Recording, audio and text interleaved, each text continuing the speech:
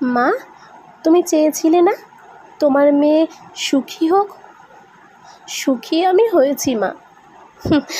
এত বড় বাড়ি, এসি, ফ্রিজ, দামি গাড়ি, এমনকি শীতকালে জল গরম করার গিজারও।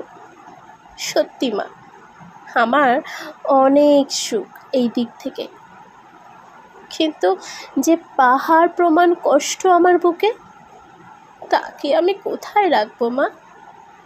যেখানে স্ত্রীর চেয়ে অফিস টাইপিস্টের সঙ্গ, একজন স্বামীর ধ্যান জ্ঞান, যেখানে স্ত্রী সন্তান ফেলে অফিস ট্যুরের নামে উদ্দাম জীবন একজন স্বামীর রুটিন হয়ে দাঁড়ায়।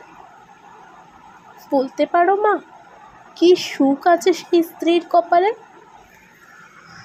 অফিস ফেরত স্বামীর যত্ন করার জন্য, তার আদর পাওয়ার জন্য যখন একজন স্ত্রী এক বুক আশা নিয়ে অপেক্ষা করে, আর তাকে উপেক্ষা করে যে স্বামী ল্যাপটপে বান্ধবীর উষ্ণ চ্যাটে নিজেকে তৃপ্ত করে, যেখানে সম্পর্ক শুধু গলার একটা সুতো আর কপালের লাল রং হয়ে মিথ্যে শোভা পায়, সেই সম্পর্কে কত সুখ আছে মা, বলতে পারো?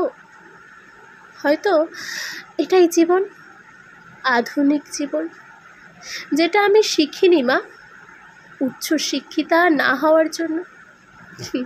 কি করব বলো?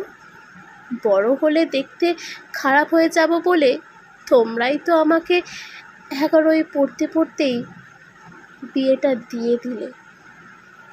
মাঝে মাঝে ভাবি মা, সব ছেড়ে ছুড়ে তোমাদের কাছে চলে যাই, কিন্তু যখন মনে পড়ে ফ্ল্যাট বাড়ির বউ করার জন্য পেনশনের বেশিরভাগ অংশই বিক্রি করে আর জমানো টাকা নিঃশেষ করে কিভাবে বাবা আমার এই সুখটা কিনেছিল, তখন আর তোমাদের কাছে গিয়ে তোমাদের বোঝা হয়ে তোমাদের শেষ জীবনের হাসিটুকু কেড়ে নেওয়ার সাহস হয় না মা।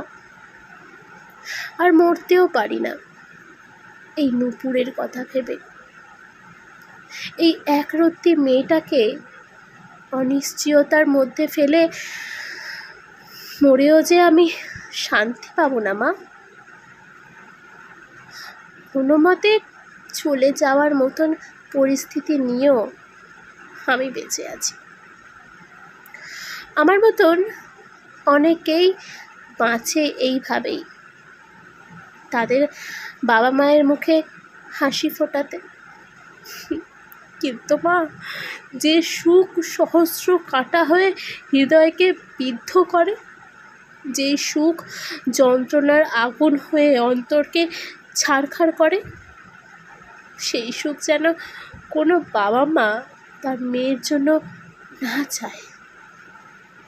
এই অনুরোধ আমার মতন হাজার হাজার সুখে থাকা মেয়ের। আমি আর কাঁদি না মা, শুধু বিয়ের সময় তোমরা আমাকে যে লাল বেনারসি দিয়েছিলে, তার প্রতিটা সুতোয় আমার সুখ খুঁজি আর সুখে থাকার ভান করি। গল্পটি ভালো লাগলে শেয়ার করতে ভুলবেন না। নমস্কার।